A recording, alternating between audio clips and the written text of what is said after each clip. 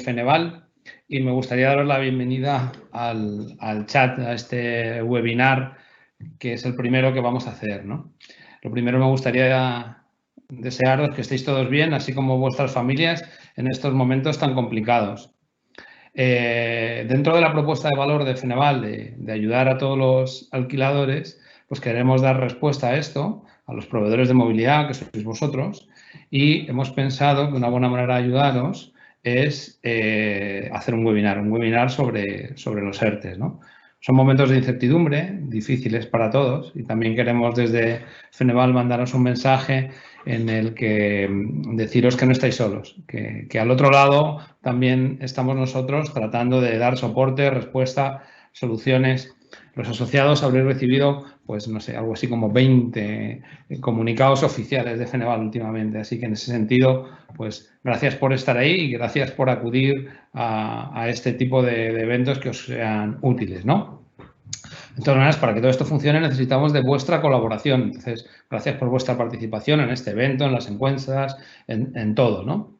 Bueno, comentaros que hoy tenemos una invitada especial que es Olga Cornejo, que es abogada laboralista de nuestro bufet de abogados, ¿no? De Decay. Olga tiene tremenda experiencia en todo esto, podéis consultar su currículum en LinkedIn y aparte es una persona encantadora. Además, tenemos una pequeña artista invitada, que es su hija, o sea que en un momento dado la podéis ver por ahí moviéndose por detrás en casa de Olga, porque así estamos todos confinados, ¿no? Comentaros cómo va a funcionar. Esto, la idea es que sea un evento bastante interactivo, que podáis interactuar, ¿no? Y quiero recordaros que podéis enviarnos vuestras preguntas a través del chat que tenéis ahí. Espero que lo podáis encontrar, lo abráis y podáis enviar las preguntas. Sobre la marcha habrá un moderador, un colaborador de Olga, que os puede ir respondiendo. Y si la pregunta es interesante, incluso la propia Olga os puede contestar en directo. También os vamos a enviar una pequeña encuesta sobre los datos para poder saber cuántos de vosotros habéis presentado ERTES o no. Evidentemente, absolutamente anónima. Lo que queremos es, como siempre, buscar datos agregados. Y bueno, y sin mucho más preámbulo, que ya llevo hablando aquí un buen rato, daros las gracias por estar ahí, desearos de nuevo que todos estéis bien y vuestras familias y que Feneval está aquí para ayudaros. Así que voy a dar paso a Olga, que va a empezar su presentación y aquí os la voy a enviar en este momento. Olga, el micrófono, que si no, no te oyen. Ahora. Venga, vamos allá. Buenos días, muy buenos días a todos. Muchas gracias por venir aquí, por reuniros con nosotros y nada, pues unirme a los buenos deseos de Juan Luis, obviamente, de que estéis todos bien y sobre todo de que podamos salir pronto de esta situación y de la mejor manera posible en todos los sentidos, tanto en el ámbito sanitario como en el que nos preocupa y que es el que nos trae aquí ahora, pues lógicamente en el tema de qué va a pasar con nuestra actividad, qué va a pasar con la economía y sobre todo de qué manera nos va a afectar. En este sentido, pues es un poco el fin que tenemos con este webinar y nuevamente pues dar las gracias a Juan Luis por confiar y por contar con nosotros, con todo el equipo laboral de Decay Abogados y bueno, especialmente conmigo y agradecerle su amable presentación. Creo que para no demorarlo más y bueno, ya nuevamente recordar y pediros disculpas si en algún momento eso aparece la espontánea de 4 años y nada, simplemente eso, que son cosas del directo, como decía Juan Luis, y de la situación esta tan especial en la que nos encontramos. Voy a dar inicio ya a la presentación, que espero que ya podáis ver. Y bueno, pues lógicamente ahora tenemos que ver de qué manera nos va a afectar y cómo vamos a poder solucionar todas estas circunstancias. Bueno, a modo de introducción. O sea, ya veis cuál es un poco el propósito de esta breve ponencia, que es obviamente ver qué medidas específicas se han adoptado durante el estado de alarma, qué tenemos que tener en cuenta una vez que finalice este estado de alarma y qué medidas podemos adoptar en función de las necesidades de empresa. Después del ERTE, obviamente, como consecuencia de toda la crisis sanitaria derivada de la pandemia del COVID-19 y la situación de confinamiento que todavía persiste a día de hoy, pues se adoptaron por parte del Gobierno muchas medidas, tanto de índole laboral como de índole económica en muchos aspectos. Y la principal fue la paralización de la actividad, no de la totalidad de la actividad, que ha habido un momento puntual con aquello del permiso retribuido recuperable, que sí que se ha producido casi en totalidad, salvo en aquellas que han sido consideradas esenciales.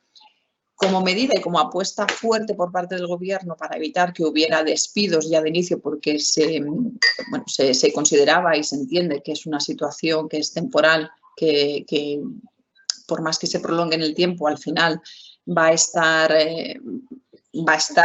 acotada en el tiempo, pues se adoptaron una serie de medidas en el Real Decreto Ley 8/2020, que bueno, fueron posteriormente pues, ampliadas y demás. ¿Qué sucede o qué ha sucedido durante esta situación en relación con el Rentacar? Pues obviamente nosotros nos hemos visto, y esto es una reflexión mía, pero creo que compartiréis, nos hemos visto muy, muy afectados porque con todas las restricciones que ha habido de movilidad, pese a las circunstancias y a las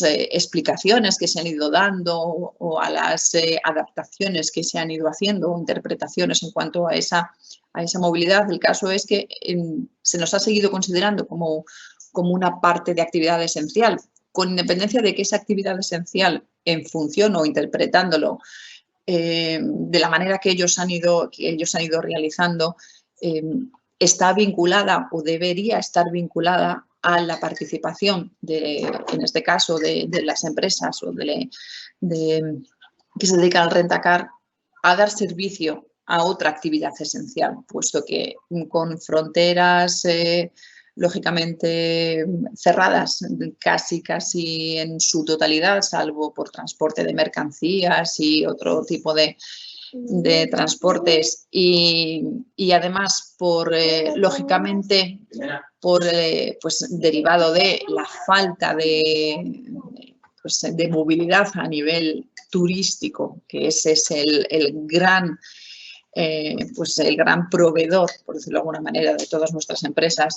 En ese momento, lógicamente, nosotros hemos visto que la actividad se ha visto muy, muy perjudicada. ¿Cuáles son las medidas que se han adoptado por parte del Gobierno?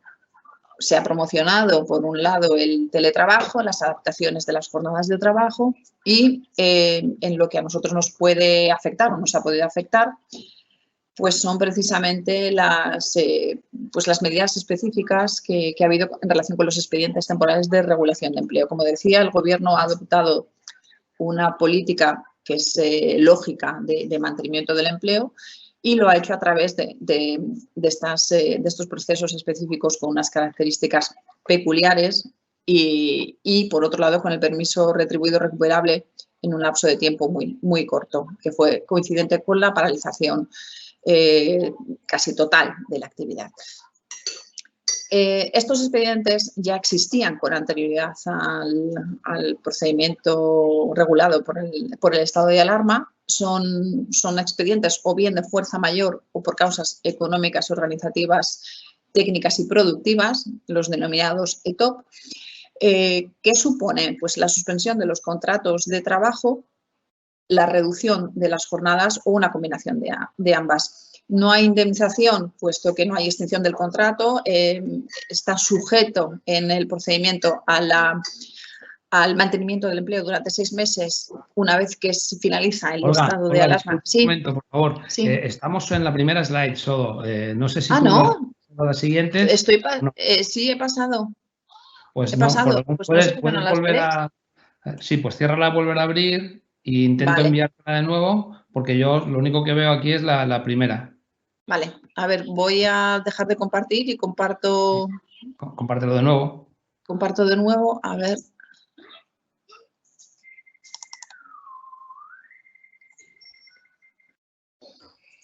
Porque la verdad es que no sé a qué se debe. Estamos Disculpa. intentando que se vea la presentación de Olga.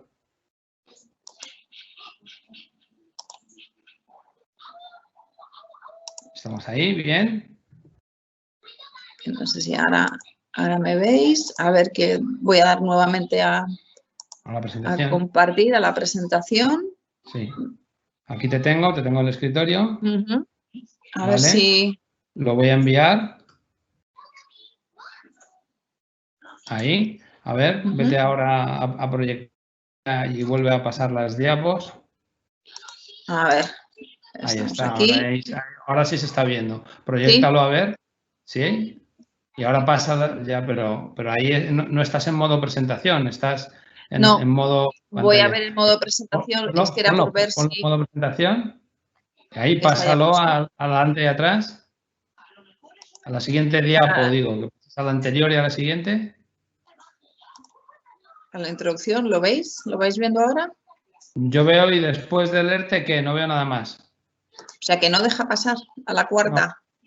No sé si tú lo estás viendo en tu escritorio. Bueno, si no, lo compartes de la otra manera. Lo comparto, si no de la otra manera, porque igual... de la otra manera y por lo menos que se pueda ver. Sí, pues entonces voy a dejar el... A ver. Si no, y ahora si lo voy dando, ¿veis cómo voy cambiando? Sí. Ahora sí. Vale. Ahora sí, pues ¿vale? Entonces, vale, pues nada, continúa y perdona. Nada, ¿no? Que no tenía mucho sentido que yo siguiera hablando sin tener... Es la primera vez, las cosas del directo, ¿no? Una cierta referencia. Bueno, retomo un poco el tema de las medidas específicas que se adoptaron por parte del Gobierno, que era promoción del trabajo a distancia, adaptaciones de jornadas de trabajo, procedimientos especiales para la tramitación de expedientes temporales de regulación de empleo y permiso retribuido recuperable. Como os indicaba, eran unos expedientes que son específicos, tienen unas peculiaridades específicas a las causas derivadas del COVID y como características principales, pues que pueden ser de fuerza mayor o por causas económicas, técnicas, organizativas y productivas, que implican la suspensión de los contratos, la reducción de la jornada o bien una combinación de ambas. Es decir, que en un mismo expediente podemos tener las dos medidas adoptadas en función de las necesidades que tengamos, que como quiera que la relación laboral sigue vigente, pues no hay indemnización, no hay una extinción del contrato de trabajo, pese a que los trabajadores vayan a percibir una parte de su salario o la que corresponda del desempleo.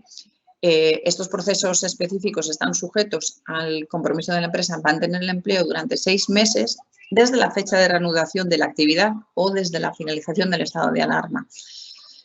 En función del tipo también de expediente que se trate, como os indicaba, los trabajadores van a recibir la prestación de desempleo correspondiente.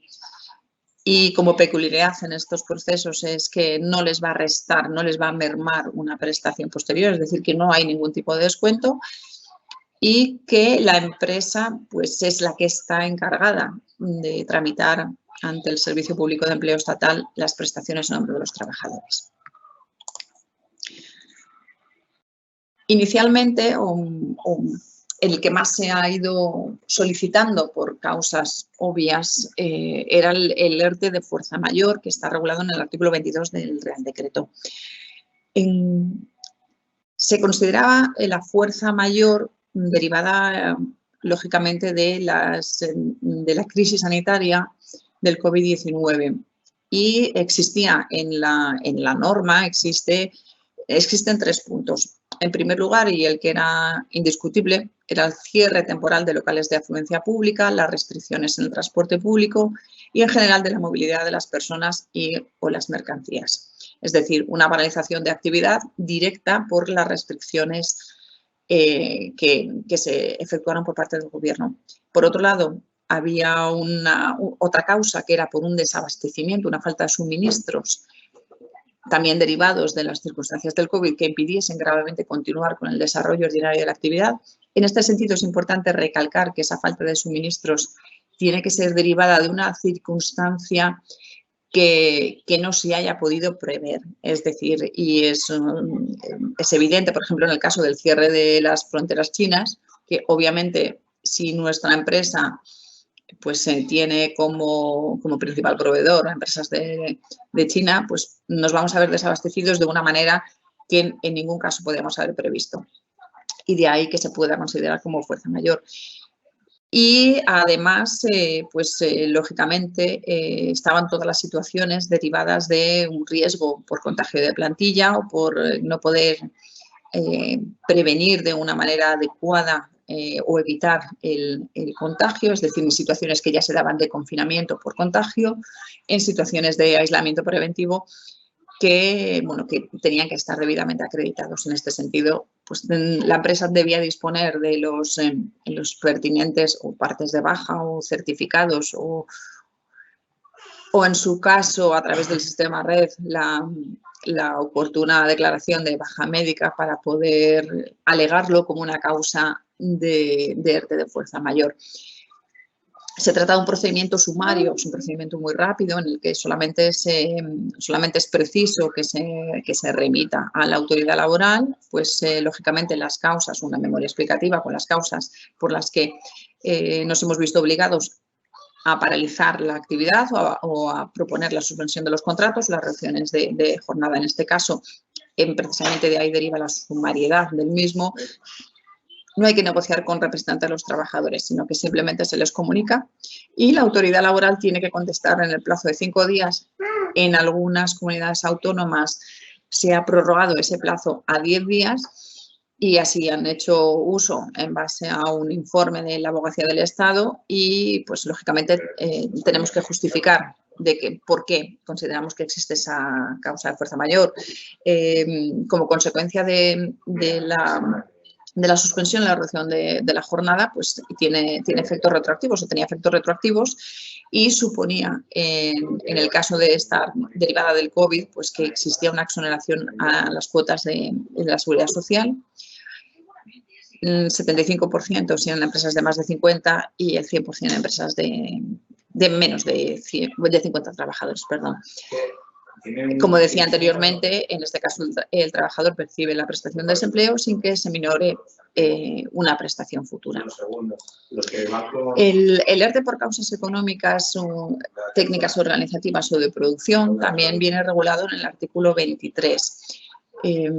Se considera que hay causas económicas, pues lógicamente cuando exista una situación económica negativa y en nuestro caso, quizás derivado del COVID, más que una situación económica negativa que ya pudiera originar per se una situación de estar en disposición de solicitar, de reducir o tomar algún tipo de medida, pues pérdidas que sean actuales o previstas y la disminución persistente del nivel de ingresos ordinarios. Esta causa, tanto esta como la productiva, que es tengo que volver a la anterior, perdonad. Las técnicas, obviamente, cuando se produzcan cambios de los medios e instrumentos de producción, que en este caso se han dado en menor medida, organizativas, pues porque tiene que haber un cambio en los métodos de trabajo del personal y en el modo de organizar la producción, y productivas cuando se produzcan cambios de la demanda de los productos o servicios que se quieran colocar en el mercado. En este sentido, pues, como os indicaba, muchas veces la autoridad laboral lo que ha interpretado es que las causas que se estaban alegando como fuerza mayor, pues entendían que no eran de fuerza mayor, sino que se debían a causas organizativas y productivas o económicas incluso normales. En base a esto, pues el expediente que se tenía que realizar, si normalmente se daban supuestos en los que las empresas estaban dentro de una actividad que no había sido paralizada, pero que lógicamente pues derivada de todas estas circunstancias, no se efectuaba en los mismos términos que se venía realizando con anterioridad. En este supuesto, aunque el procedimiento también se ha reducido, lo que sucede es que se tiene que negociar ya con los trabajadores, con la representación de los trabajadores. Si no existe, tendrían que ser los sindicatos más representativos, es lo que dice el procedimiento, o bien, en caso de no componerse por los sindicatos más representativos, por 3 empleados, y en un plazo de 5 días tiene que estar formada esa mesa negociadora. El periodo de consultas no puede superar los 7 días y si existe un informe por parte de la Inspección de Trabajo tiene que ser también el máximo de 7 días. Una vez que ya hemos visto cuáles han sido las medidas que se han facilitado por parte del Estado y las consecuencias o las implicaciones que puede tener a nivel de gestión de la empresa y de lo que va a venir después, pues en el momento en el que estamos, que ya se atisba por lo menos, no sé si la finalización del estado de alarma en su totalidad o cuando menos, realmente sí que se prevé que vaya una reanudación de la misma, pues aquí ya tenemos que ver y que analizar cuál va a ser nuestra situación. El Rentacar, me decía Juan Luis, ayer creo que era que aproximadamente el 92%, más del 90%, son empresas pequeñitas con aproximadamente 10 trabajadores. Entonces, desde este punto de vista va a resultar más difícil gestionar la reanudación si no se produce una reanudación como se prevé, que lógicamente va a ir muy, muy paulatina, va a ir muy escalonada. Y en ese sentido tenemos que tener en cuenta varias circunstancias. Desde el punto de vista, como os indico un poco en esta diapositiva, desde las relaciones laborales, desde la perspectiva del trabajador y, por otro lado, desde el punto de vista de actividad de la empresa.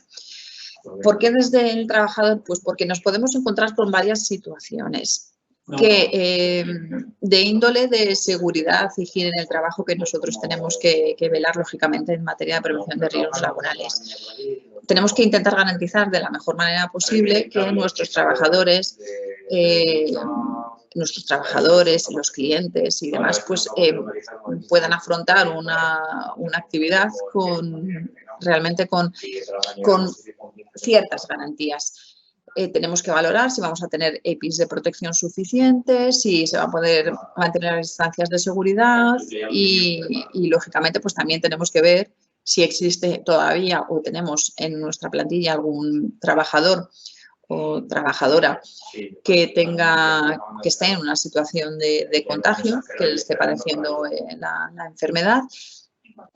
Y en ese sentido, pues tenemos también que planificar un poco qué vamos a hacer con la plantilla, porque también tenemos que tener en cuenta pues, personas de especial vulnerabilidad, con alta posibilidad de contagio, por ser uno de los denominados grupos de riesgo, que a día de hoy pues, podemos tener trabajadoras embarazadas con patologías previas, o bien que puedan verse muy afectados o que sean de los que les pueda afectar especialmente el virus.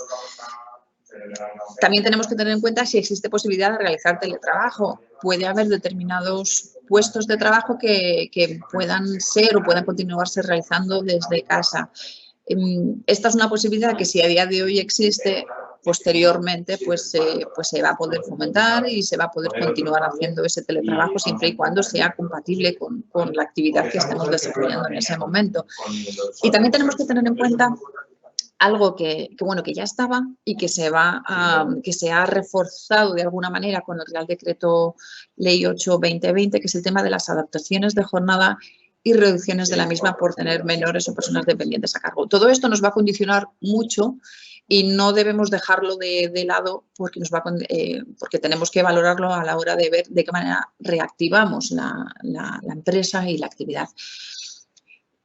Ahora, ya entrando desde el punto de vista nuestro de la actividad de la empresa, pues tendremos que ver de qué manera ha afectado la crisis sanitaria, cómo vamos a poder reanudar, qué plazos vamos a tener en nuestro sector, que dependemos en mayor medida del turismo, ¿Qué medidas se van a adoptar por parte del Gobierno? Se estaba diciendo, esta mañana estaba la ministra de Trabajo participando en una televisión y estaba diciendo que, que se estaban estudiando medidas un poco para adoptar con el tema del turismo. Ya veremos qué medidas se adoptan y si esas medidas, en mayor o menor medida, nos pueden ayudar de algún modo también a nosotros, porque entiendo que esas medidas irán un poco en forma, o deberían ir en forma de ayudas o con prolongación de los ERTEs. Pero bueno, no me voy a anticipar porque son opiniones mías que más allá de ser una opinión, una reflexión mía, no sé cuál será el reflejo que tenga posteriormente. Pero, como decía, pues vamos a tener que ver cuál va a ser nuestra situación. Los empleados que tenemos, como ya decía, los recursos humanos, con qué actividad nos vamos a encontrar, porque nos vamos a encontrar con una actividad 0, 10 o de qué manera, o cuáles son los requisitos o los recursos humanos mínimos que yo voy a poder tener para empezar a iniciar esa actividad y luego irla reanudando poco a poco. Si tenemos ya alguna clientela que sigue contando con nuestros servicios, pues lógicamente tendremos ya un pasito dado cara a la reactivación de la actividad. Llegados a este punto, ¿cuáles son las medidas que vamos a poder adoptar en función de nuestras necesidades? Seguimos teniendo los ERTEs que tan desgraciadamente tan de moda están en este momento, pero que, como decía al inicio de la intervención, ya existían. Y en este caso nos veremos abocados a iniciar, con independencia de no sé cuándo conoceremos los datos de la pequeña encuesta que os han remitido con anterioridad, porque eso también nos indicará bastante qué camino vamos a tener que tomar. Pero bueno, el caso es que el ERTE por causa de fuerza mayor puede persistir en muchos supuestos y, sobre todo, si, tal y como se dice, pues de alguna manera se está estudiando ampliar los plazos de los mismos. Lo que pasa que, salvo que haya una regulación que prorrogue lo que está previsto a día de hoy, pues una vez finalizado el estado de alarma tendríamos que regirnos por lo que dice el 45 del Estatuto de los Trabajadores.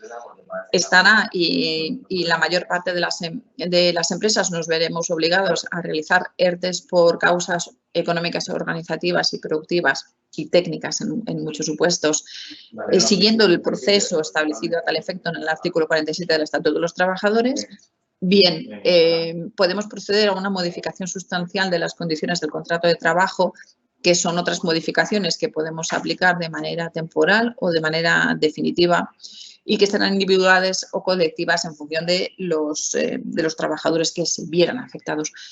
Existe un descuelgue salarial, una inaplicación de convenio que, bueno, en nuestro caso concreto es un poco más difícil de realizar esa aplicación, pues lógicamente porque, salvo en determinadas comunidades o provincias en las que sí que existe un convenio específico del Rentacan, en otras nos seguimos rigiendo por lo que establece el laudo arbitral. Y en este caso, pues lo que tendríamos que intentar sería ir a la modificación sustancial si lo que necesitamos es una rebaja salarial de los emolumentos que paguemos a nuestros empleados. Existen otras dos posibilidades que, bueno, al final, pese a que no tienen una contraprestación económica por parte de la empresa, pero son dos opciones que hay que tener en cuenta y que en un momento dado pueden serles útiles a los trabajadores si se ven en una situación en la que no quieren desvincularse de la empresa y nosotros tampoco queremos que se desvinculen, pero no vamos a poder negociar de otra manera, no existe posibilidad de una reducción salarial o de aplicar un ERTE, y en ese caso estamos hablando de unos permisos no retribuidos o bien de excedencias. A ver, tenemos, como ya decía, voy a pasar muy rápido porque este supuesto probablemente sea menos aplicable, porque ya, si estamos en un ERTE de fuerza mayor, pues posteriormente nos veremos en en otro tipo de ERTEs una vez que finalice el estado de alarma y porque la propia regulación pues habla de una situación que haya sido imposible de prever. Esto todo dependerá, como digo, de las circunstancias que sucedan y de lo que se pueda regular posteriormente. En este caso, estamos hablando de lo que dice el artículo 45, que en realidad no existen esas posibilidades de reducciones y exoneraciones de cotizaciones, salvo que digan otra cosa. Nos centraremos más en este de causas económicas, organizativas y productivas, que en este caso el procedimiento que se regula es básicamente, o la diferencia que hay con el otro, pues básicamente, aparte de las especialidades que puede haber en materia de cotización de seguridad social y de prestación de desempleo, pues en este caso se tiene que negociar igualmente con los trabajadores o con el comité o con la representación que ellos designen, pero en un plazo máximo de 7 días. Un periodo de consultas que no puede superar los 15 días y un informe de la inspección de trabajo que se evacuaría en el máximo de 15 días. En este caso, lo que está regulado a día de hoy es que los trabajadores se puede realizar también con suspensión de jornadas o con reducción de jornadas y aunque cobren del desempleo, pero al ser el procedimiento ordinario que se regula tanto en el 47 del Estatuto de los Trabajadores como en el artículo 16 del Real Decreto 1483 de 2012, pues en este sentido, lógicamente nos encontramos con que el desempleo van a ir consumiendo la prestación que estuviesen o a la que tuviesen derecho o que hubiesen generado. ¿Vale? Por otro lado, tenemos la modificación de los contratos de trabajo. ¿Qué condiciones se pueden modificar? Jornada de trabajo, horario y distribución del tiempo de trabajo, régimen de trabajo a turnos y sistemas de remuneración y cuantía salarial. Sistemas de trabajo y rendimiento y funciones. Las funciones, estamos hablando de que haya una movilidad funcional, que los trabajadores puedan ser polivalentes o se les pueda ordenar que realicen otro tipo de funciones de las que venirán realizando. Este artículo 41 del Estatuto de los Trabajadores está pensado para las modificaciones sustanciales que tengan permanencia en el tiempo, pues precisamente por las mismas causas por las que podemos iniciar un ERTE, ERTE de los organizativos, de los ordinarios, el ERTE TOP, es decir, que tengamos esas causas económicas, técnicas, organizativas o de producción. Si fuera de carácter temporal, obviamente la jornada de trabajo y el régimen de trabajo a turnos serían cuestiones que podrían dirimirse en el ERTE ETOP, pero otro tipo de circunstancias, tales como el horario, los sistemas de remuneración y la cuantía salarial, las funciones, todo esto va en este específico procedimiento. Estas modificaciones sustanciales que pueden afectar a cualquier tipo de pacto que pueda tener reconocido el trabajador a título individual o pacto colectivo y demás, porque al final lo que vienen a intentar es paliar una situación y de algún modo pues adaptar cuál es la situación de la empresa al momento concreto. Como se indicaba, pueden ser de carácter individual o colectivo. Son individuales siempre y cuando no afecten en un periodo de 90 días a 10 trabajadores, en empresas de menos de 100 trabajadores, un 10% de trabajadores en las que ocupen entre 100 y 300 trabajadores o 30 trabajadores si son empresas que ocupan más de 300 trabajadores. Si vamos a hacer modificaciones individuales, pues en ese caso realizaremos una comunicación explicativa de manera individual al trabajador de todas estas circunstancias con un preaviso de 15 días a la fecha de efectividad. En estos casos, el trabajador puede o bien acatar la decisión, impugnarla judicialmente por no considerarla ajustada a derecho, con independencia de que tenga que acatarla por lo menos hasta que se pronuncie el juzgado, Y también puede optar, si considera que, bueno, que existen esas causas, por el extinguir el contrato de trabajo, y en este caso tiene una indemnización de 20 días por año de trabajo con el máximo de 9 mensualidades. Si se superan los umbrales que aquí vienen especificados, entonces en ese caso estamos hablando de modificaciones de carácter colectivo que tienen nuevamente que efectuarse y que negociarse a través de un periodo de consultas con los representantes de los trabajadores, ya sea porque exista comité de empresa o delegados de personal, o bien porque se hayan designado ad hoc. El descuelgue salarial. En este caso estamos hablando de una figura que es similar, y de hecho el descuelgue salarial, pero en términos amplios se trata de una inaplicación del convenio que regule. Es una modificación sustancial de las condiciones, pero con marco de referencia en el convenio. En este sentido hay que diferenciar que cuando una empresa está pagando por encima de lo que dice el convenio, si hay que reducir salarios porque al final va a ser lo que a nosotros nos vaya a dar un poco de viabilidad económica y para poder hacer una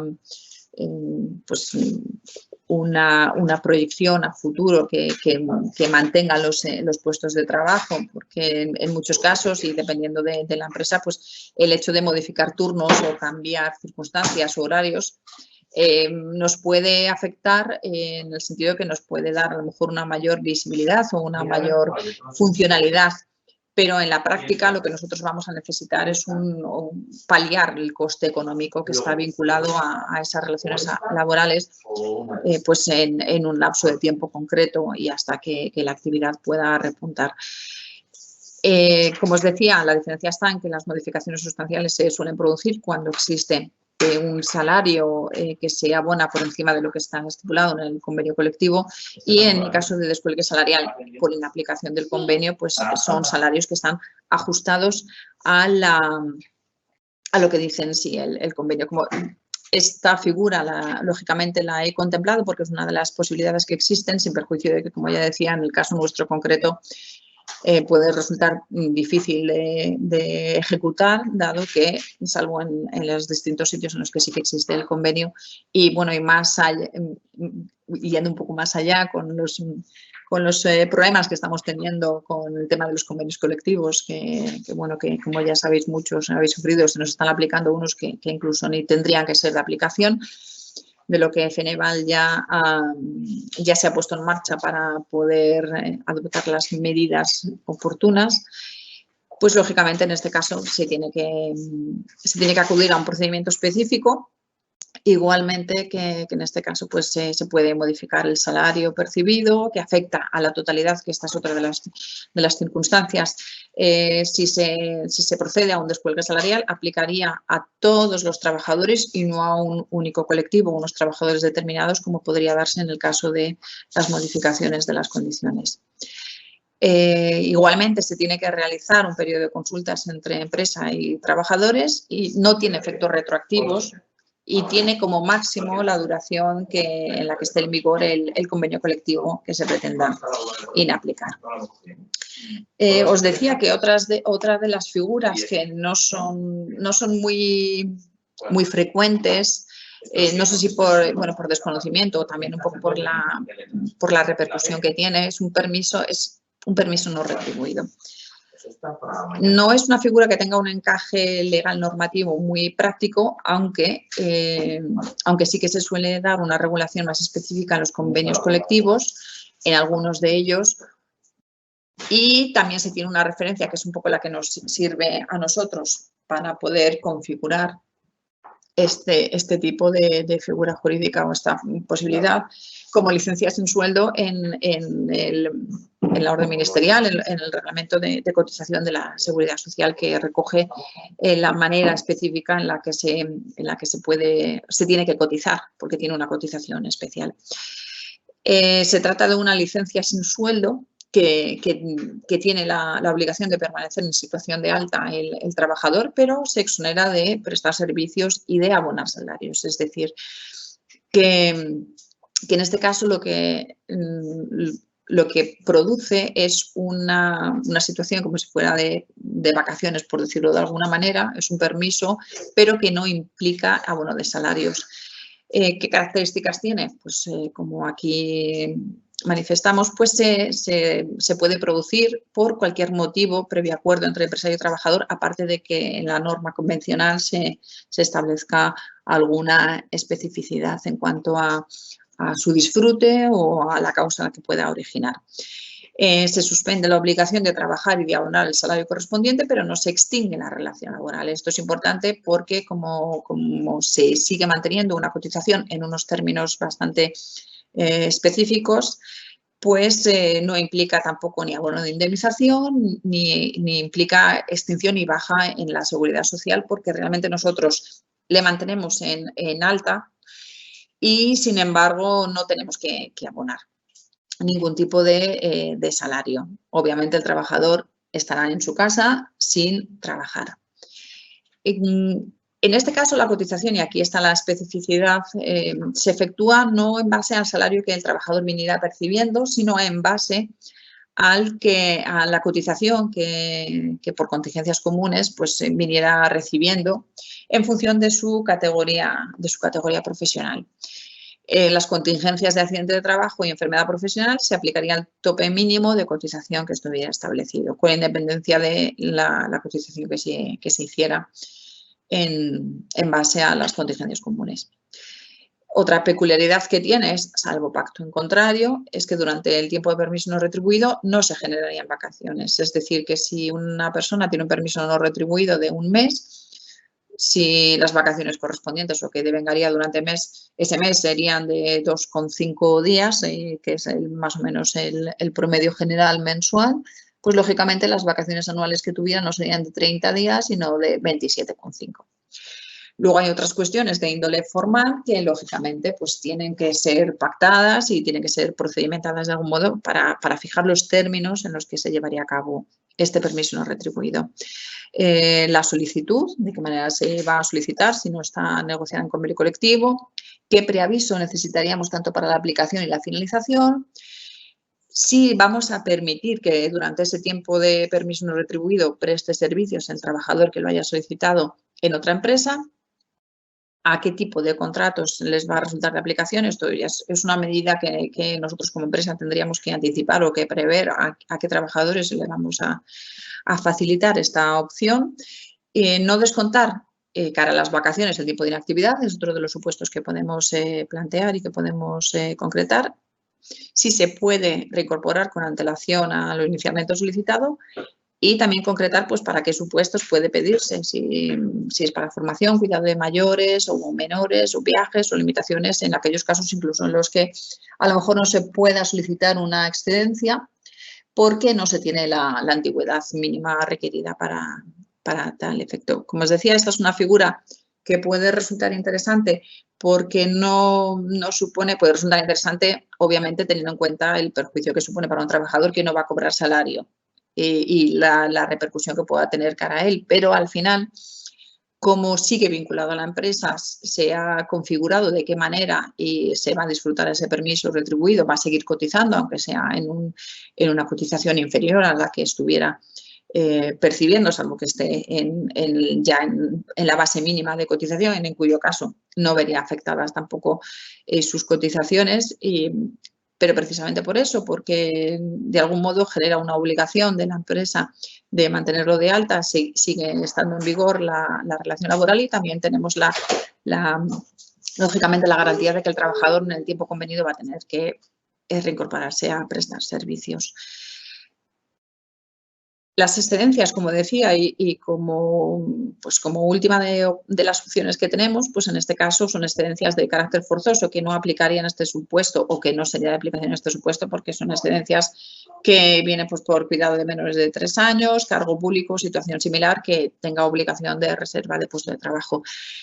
Estarían luego las otras pseudo forzosas, por decirlo de alguna manera, que sería para atender a hijos menores de 3 años, familiares hasta segundo grado de consanguinidad o afinidad, que pues dadas o por las peculiares circunstancias pues que necesiten que alguien tenga, o porque es una situación de dependencia, que alguien esté a su cargo o que esté en el cuidado del trabajador y que se vea obligado o que esté en la necesidad de solicitar esa excedencia y de carácter voluntario.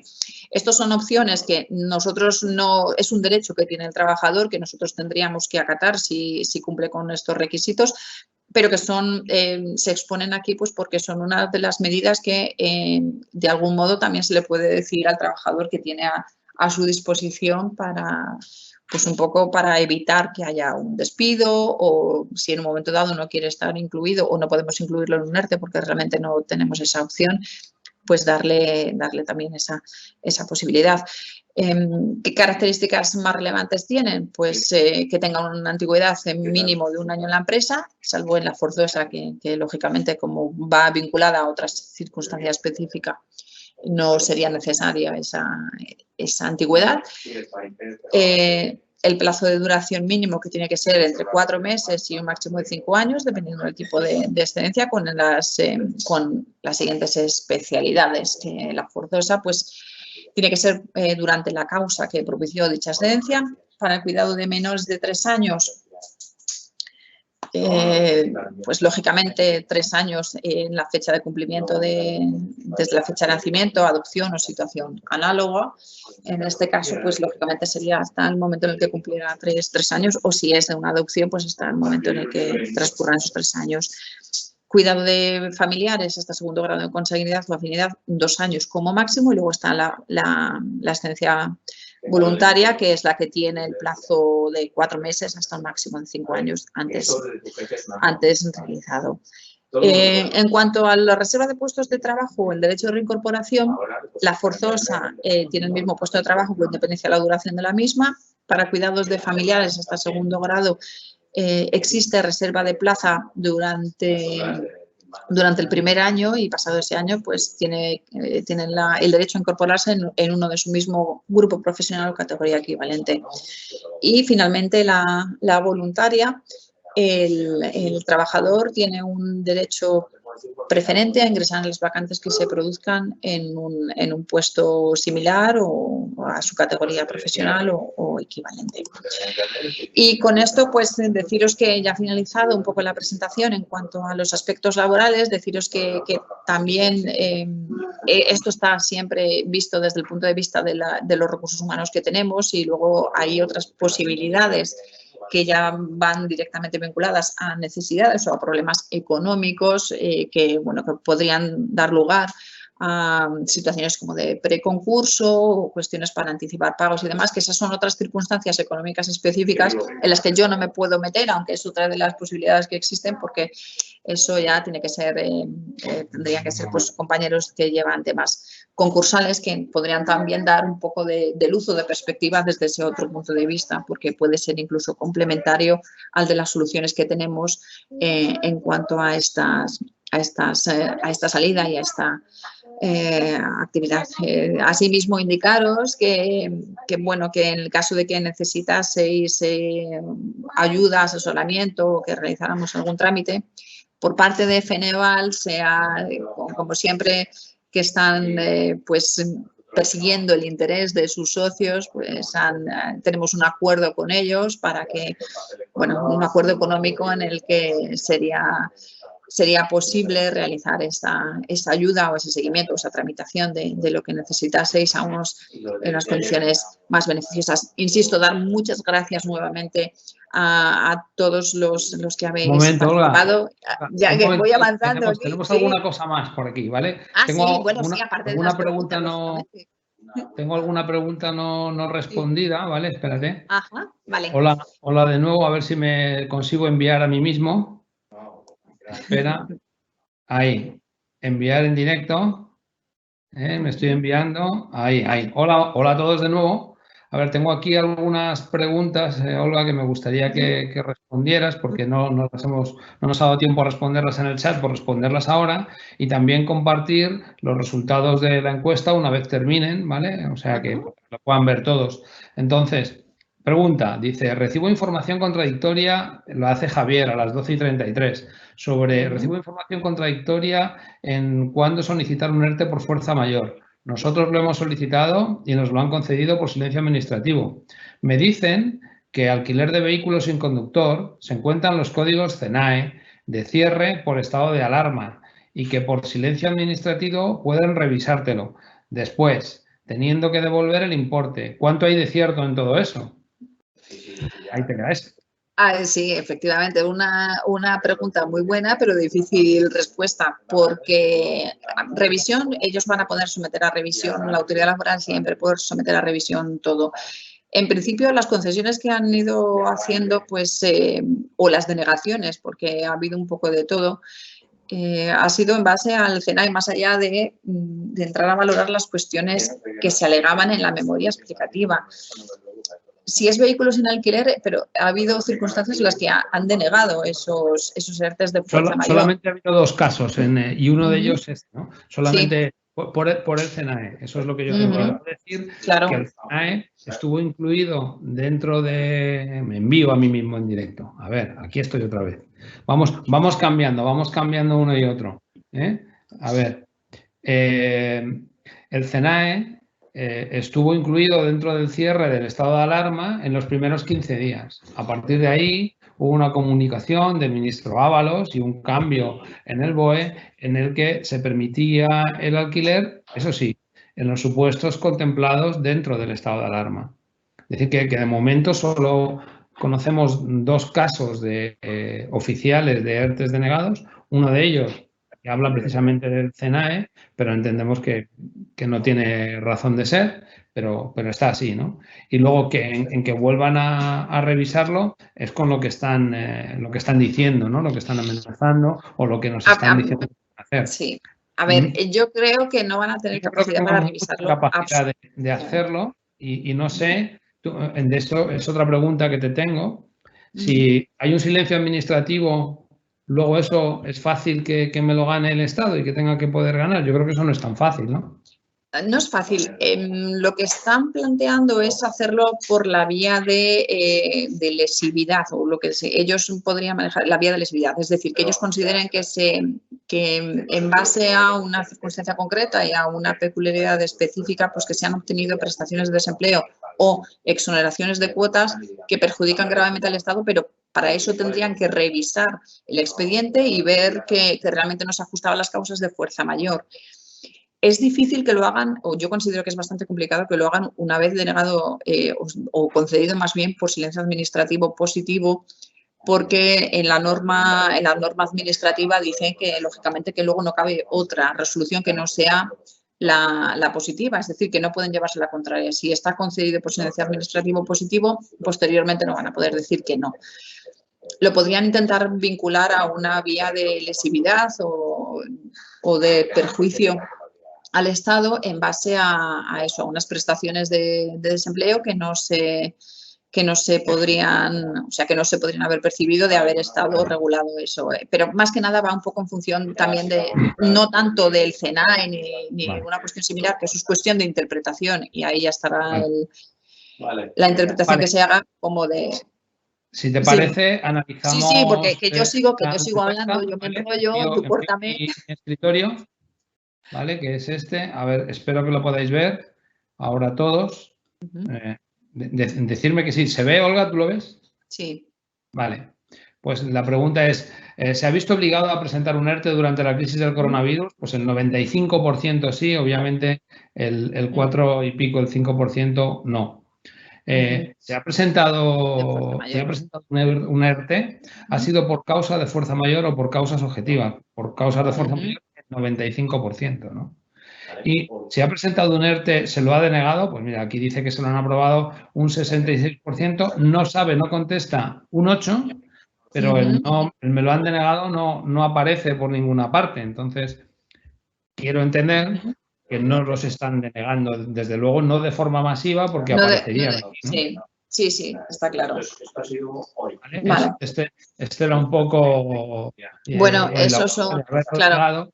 No. Eso son noticias positivas en el sentido de que al final ha imperado la congruencia legislativa, es decir, que legislativa con lo que es en sí la actividad, porque realmente si no existe, o sea, no hay movimiento de personas, salvo en aquellos supuestos en los que se pudiera agarrar la administración a que estamos ante una empresa que preste servicios a nivel de actividades sanitarias o otra cuestión similar, que yo lo veo bastante difícil, dadas las circunstancias, pues lógicamente lo lógico sería que todos los ERTE de fuerza mayor fueran para adelante. Y es más, yo creo incluso que si no hay un levantamiento o no hay una actividad, que deberían prorrogarse los efectos de este ERTE de fuerza mayor, con independencia de que no existieran esas exoneraciones de seguridad social y el tema de la prestación de desempleo, pues que ya fuera conforme al escenario ordinario. Pero yo creo que estando las mismas circunstancias y sin que haya una modificación de actividad, deberían por lo menos contemplarse esa circunstancia. Todo esto, como siempre vamos recibiendo información día a día, pues ya veremos después. Me alegra saber que solamente ha habido esas dos denegaciones. Una pregunta más. Me está preguntando a varias personas que si vamos a compartir la presentación. Sí, yo no tengo ningún problema. La podemos colgar en la web de Feneval. Sí. Vamos a colgar la presentación, si os parece, en la Feneval para que pueda ser vista o consultada por cualquiera de los asociados a Feneval o por otras personas que quieran formar parte de nuestra asociación. Sí, claro. En principio, nada más. No sé si hay alguien más que quiera decir algo o alguna pregunta que quede aquí en el aire. Yo no sé, si quieres, Juan Luis, podemos incluso poner ahora en el chat el correo electrónico en el que podrían, claro que sí. podrían realizar alguna otra consulta o si, claro, se pueden poner también en contacto por Feneval, por supuesto. Eso es, con vosotros, claro, y vosotros nos lo deriváis. De ponerse en contacto con nosotros, agradecerles a todos la participación, decirles que también que vamos a continuar con webinars todas las semanas, que tenemos otros que van a tratar de creatividad, van a tratar de otra serie de temas como puede ser retail coaching, que es muy interesante, que el retail coaching se trate y se vea cómo enfrentarnos a la hora de vender en esta nueva situación, de manera que todas las semanas tenemos la intención de hacer un webinar. Incluso tenemos uno en el que el presidente, el que fue ex CEO de Google, Javier Rodríguez Zapatero, también nos va a dar otro webinar. Entonces, bueno, pues vamos a seguir con ello. Parece que el éxito es importante. Mantenemos en este momento más de 83 asistentes. Hemos superado los 100. Incluso tenemos alguna empresa que también se encuentre interesada. A Olga la vais a poder volver a encontrar en otra ponencia que nos la ha fichado Gambam, que la va a dar también sobre lo mismo, sobre los ERTES. Se ríe, ¿no? Pero es así. Y bueno, daros las gracias a todos, daros las gracias por vuestra participación. Intentaremos contestar todo aquello que nos habéis enviado. Yo desde aquí os digo adiós, os dejo. Muchas gracias, Olga. Como siempre. Muchas gracias a vosotros. Un espectáculo, ¿vale? Muchas gracias a ti y a DK. Aquí te dejo para que les digas adiós, ¿vale? Y ya cierras tú, ¿eh? O sea, ahora ya, cuando tú digas adiós, hemos terminado. Vale, muy bien. Pues nada, simplemente eso, reiterar el agradecimiento. Espero que os haya sido de utilidad, que es el fin que teníamos, y que, bueno, más o menos daros las pinceladas, un poco las herramientas con las que podemos manejar para iniciar la actividad, que esperemos que sea lo antes posible, de la mejor manera posible para todos y simplemente eso, que estamos a vuestra disposición y que muchísimas gracias por la atención, por la participación y nada más, que eso, que vaya a todos muy bien. Gracias a todos, hasta el próximo, ¿vale? Venga, gracias, chao. Hasta luego.